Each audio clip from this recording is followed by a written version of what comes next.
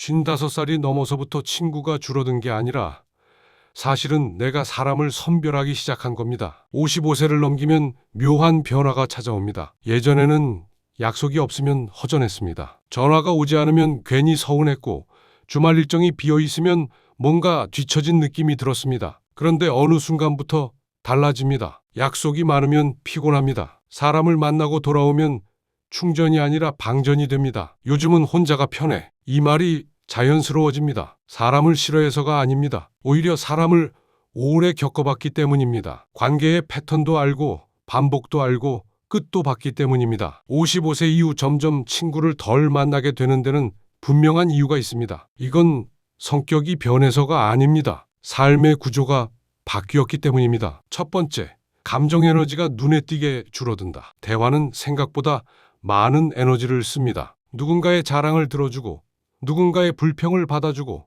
분위기를 맞추고 눈치를 보고 적당히 웃고 적당히 맞장구 치는 일. 젊을 때는 이게 자연스러웠습니다. 회복이 빨랐기 때문입니다. 하지만 55세를 넘기면 다릅니다. 사람을 만나고 나면 하루가 통째로 피곤합니다. 이틀은 쉬어야 회복됩니다. 그래서 무의식적으로 계산을 하게 됩니다. 이 만남이 나에게 남는 게 뭘까? 이 사람은 만나고 나면 기운이 차는 사람인가? 빠지는 사람인가? 이때부터 관계는 의리가 아니라 에너지 관리의 문제가 됩니다. 자연스럽게 선택적 관계가 시작됩니다. 많은 사람을 유지하는 대신 편한 사람 몇 명만 남기고 싶어집니다. 이건 냉정함이 아니라 생존 전략에 가깝습니다. 두 번째, 공통 화제가 줄어들기 시작한다. 젊을 때는 공통된 환경이 많았습니다. 직장 이야기, 아이 키우는 이야기, 집 마련 이야기, 승진 이야기. 하지만 50대 중반 이후부터는 삶의 속도가 갈립니다. 누군가는 아직 현역이고,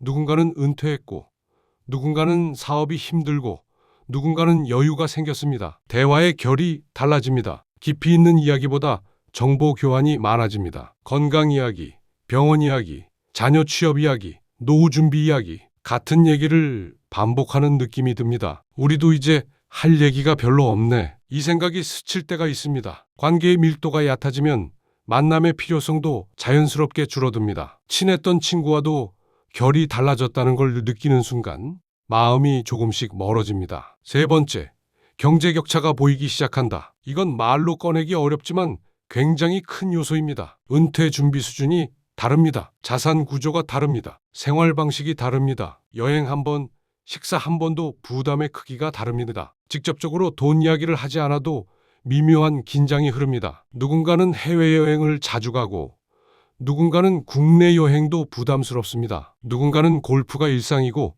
누군가는 병원비가 걱정입니다. 문제는 돈 자체가 아닙니다. 구조의 차이입니다. 생활 리듬이 달라지면 만남이 어색해집니다. 괜히 자존심이 건드려지고 괜히 비교가 시작됩니다. 그래서 스스로 거리를 두게 됩니다. 상처받지 않기 위해서입니다. 네 번째, 혼자의 시간이 훨씬 안정적이다. 이게 가장 큽니다. 혼자의 시간은 예측 가능합니다. 누군가에게 맞출 필요가 없습니다. 눈치를 보지 않아도 됩니다. 기분을 관리하지 않아도 됩니다. 독서, 운동, 산책, 조용한 카페, 집에서의 휴식. 이 루틴이 오히려 더 큰 만족을 줍니다. 관계는 변수가 많습니다. 혼자는 안정적입니다. 55세 이후 사람들은 자극보다 안정을 택합니다. 그래서 점점 혼자가 편해집니다. 이건 외로워져서가 아니라 나를 지키는 방식이 바뀐 겁니다. 요즘 당신은 사람을 만나고 나면 더 충전되나요?